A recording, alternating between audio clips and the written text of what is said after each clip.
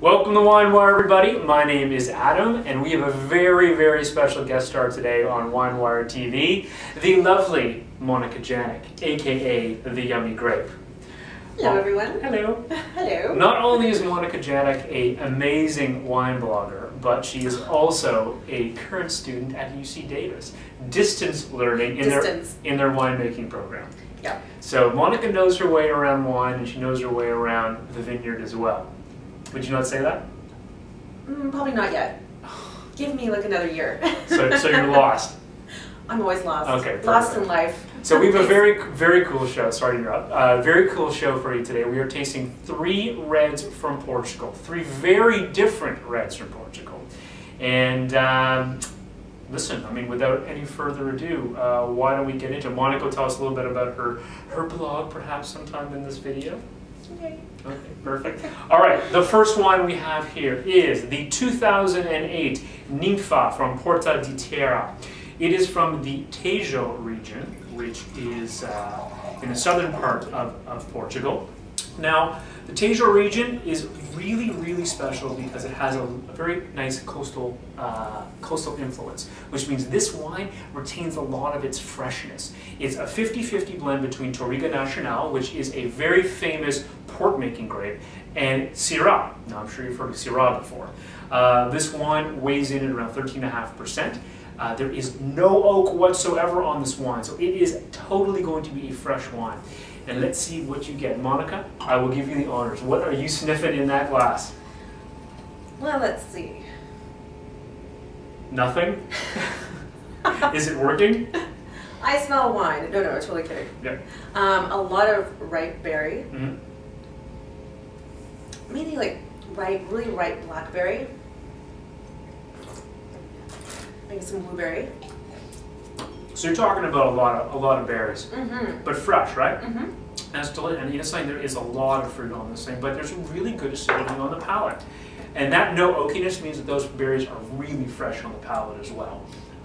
You know, this wine, quite frankly, is something that really is meant to be drunk now. The winemaker, because we know him, has said like this wine is really meant to be drunk within about 3 to 5 years. This is drinking at peak. Now, I would agree with that assessment, but you know, let me know what you think. It's really lovely. It's definitely very fruit forward. Definitely drink like a party, like a casual dinner on a weeknight. There's just an ever so slight hint of spice, probably from the Syrah. Perhaps a little peppery note. Yeah. That's nice. It's nice. Overall, party wine? Definitely. I really like this wine. That's awesome. All right. It's very easy to drink. Monica's going to introduce the next one, and this is actually a real special one. So let's dump these bad boys out. So what do we got here? Let me put the kitties down. Yeah, we gave her the kitty mug this time. She asked for it, actually. I did. Usually I get it. Okay, so this wine is called Sidonio de Souza Tinto, which in Portuguese means red. So we've learned something new. Always trying to educate. Yes. Now, you know, I haven't had much experience with the Baga grape, and I love the word Baga. It's really fun to say. It's quite tannic, like Nebbiolo. And so this wine here is made with 100% Baga, made from really old vines. So I think 90 years old or plus. Yeah, it's 75, 90. But actually, the guy doesn't even know how old the vines are. Really? He just says they're old. Here, let me pour while you're talking. Oh, yeah, sure. No problem. It's from a region called, I'm going to pronounce this wrong. Oh, I pronounce things wrong all the time. Barada? Barada. See, I told you. Exactly. Nelson has drilled the Portuguese this into my brain. I clearly don't hang out with enough Portuguese people. Clearly. Well, on the note, first of all, this is a very traditionally made wine. Like this wine, if you look up dirty wine in the dictionary, this is the definition. This has just got earthiness and notes of mushroom on the nose. You know, part of the reason is that they've taken a very traditional approach to making wine. It's actually fermented in a lagra, which is essentially a cement box that they traditionally make port in. But, you know, they've made this still wine, and it retains that rustic feeling, you know? So what are you getting on in the palate as well? Is it following through? Definitely. There is like like mushroom, and dirty leaves, earth. There's definitely like this rustic character to it. It's not fruit forward at all. There is fruit in it, but the acid. The acid is fantastic, but the fruit is a dried fruit. Yeah, you know? more of a dried fruit, not fresh fruits, not ripe fruits. It's definitely like, you know, like dried plum.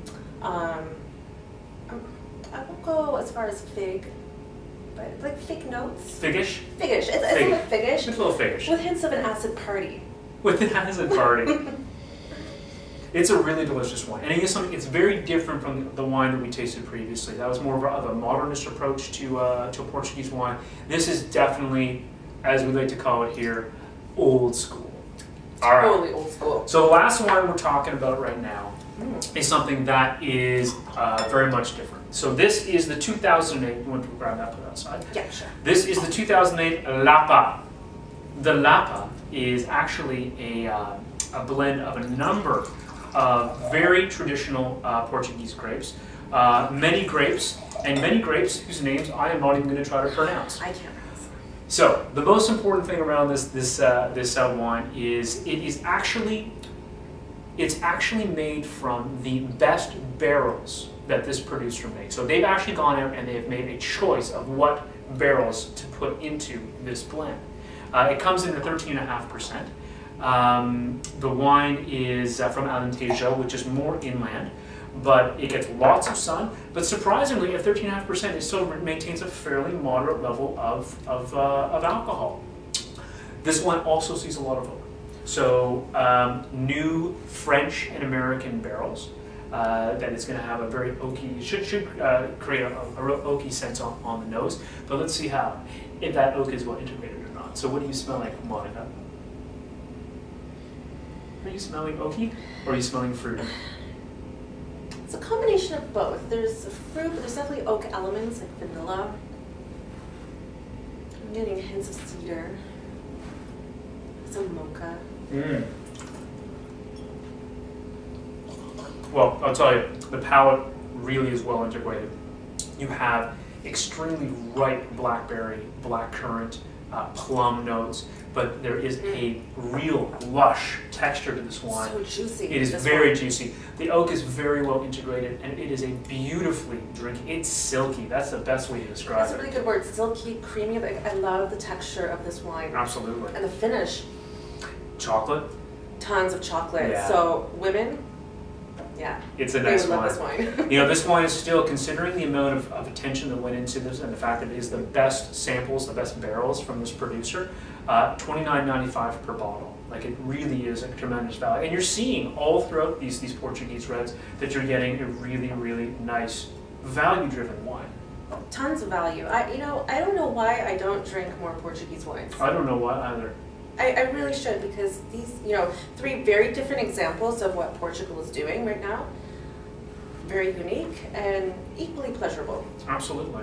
So, Monica, you can read Monica's blog at, give them the address. www.theyummygrape.com. Well, that was pretty easy. All the wines we tasted today, you can find links directly below this video. The agents will deliver it directly to your door. That was a pretty pronounced finger shot, wasn't it? You like that? You are showing some authoritative behavior, Adam. Thank you. I practiced in the mirror before we did this. All the agents will deliver this wine directly to your door. Please, please, please follow us on Twitter at WineWireCA and check out our Facebook page at facebook.com/WineWire. What else can I tell you? WineWire is going to have a booth at the Gourmet Food and Wine Expo in Toronto. From Thursday, November the 15th through to Sunday, November the 18th. Please come check us out. Say hello. We love to chat with you. We're serving some fantastic wines, all of which you can find on our site, and it should be a good deal. I'm looking forward to it. Any last words, Monica? I just wanted to say a huge thank you for having me on the show. I'm very excited about it. You're much better looking than Nelson. Well, thank you. That's I hope that's a compliment. Well, yeah, it is. All right, everyone. Thanks so much for joining us. We'll see you next time with a brand new video and 3 more wines. Bye.